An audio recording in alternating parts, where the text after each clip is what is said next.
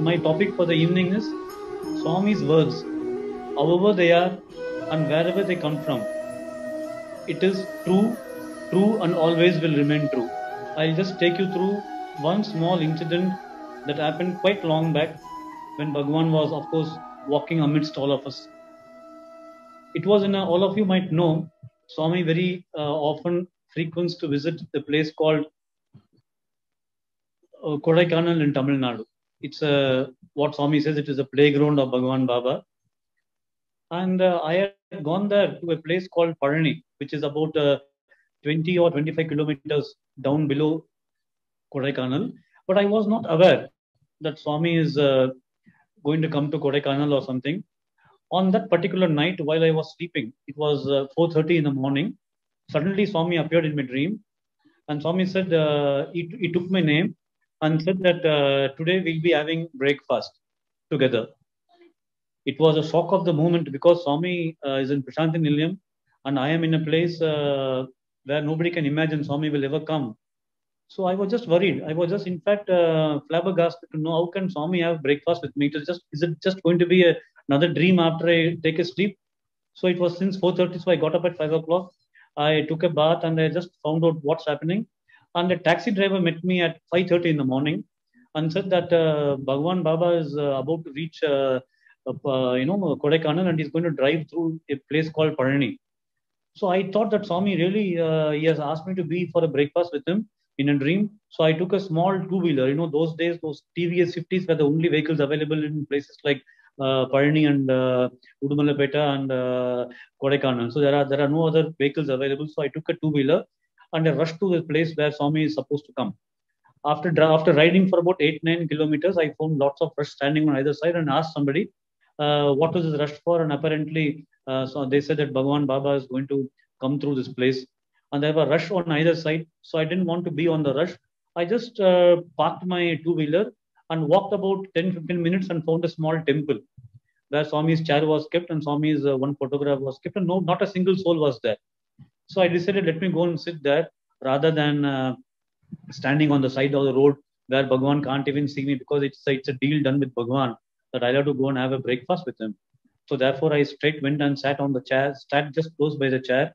And believe me, after 8 or 9 minutes, Bhagwan Baba's entourage car started moving, and Swami's car is straight parked on the shrine where I was sitting, where I was just sitting there and waiting for Bhagwan.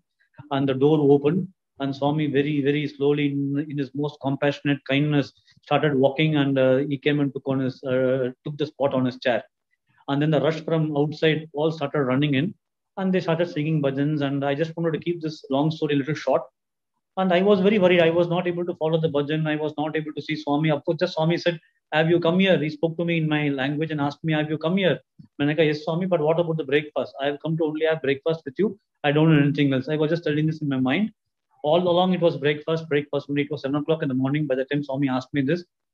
And after the arti was done at 7:45, Swami, as though he did not tell anything, he walked past me and sat in the car and went off. I was astonished. I was flabbergasted. I was dull. I was a little disappointed. Swami, you told me that you're going to have breakfast with me, but you are sitting in the car and you're gone. And I've got a little two-wheeler which cannot run half the speed of your car. So I started kick-started the TVS 50 and started following the car. I could just follow the car for maximum for 2.5 kilometers, by which time the car spread off. And I was really disappointed. I didn't know. Swami said that he's going to have breakfast with me, but Swami is not here. Then, while I tried to take a U-turn with all sorts of dismay in my face, one uncle, I think he was Mr. Natarajan. At that point of time, he was the Samiti convener of the Parani Samiti, and he just came out. And he saw me taking a U-turn and asked me, "Who am I?" and all these things. I told him, "I'm just going back. I just came to have Swami's darshan." But Swami said something to me, but it did not happen.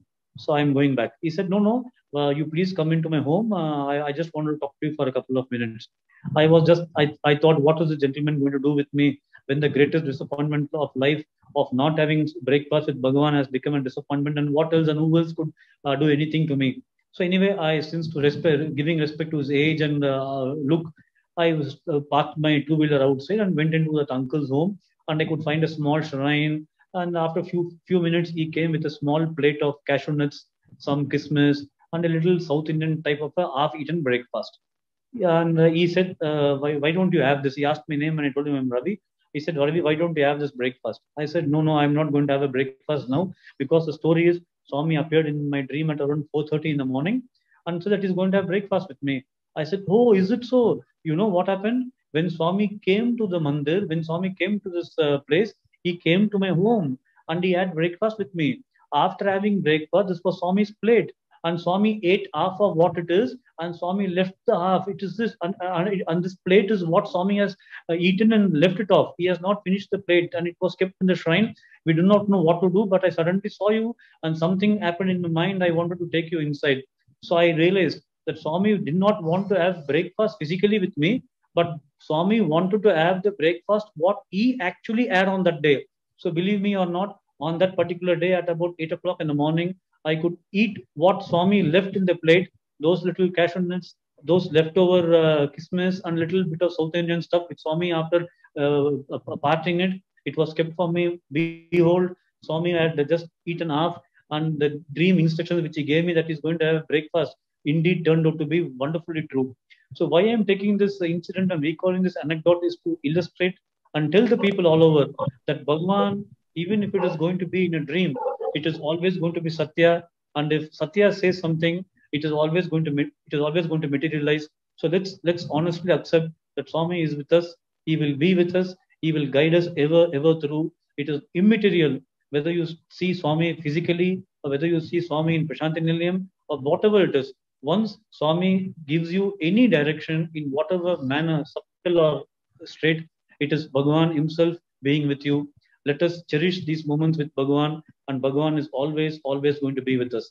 I thank Archana and I thank all the people who had given me this opportunity. And I pray Bhagavan that he pulls out away from this pandemic which we are currently undergoing. And let's not fear for a moment. Whosoever has Vibhuti in his forehead and Swami in his Swami as his guru or a god and a photo of Bhagavan with us.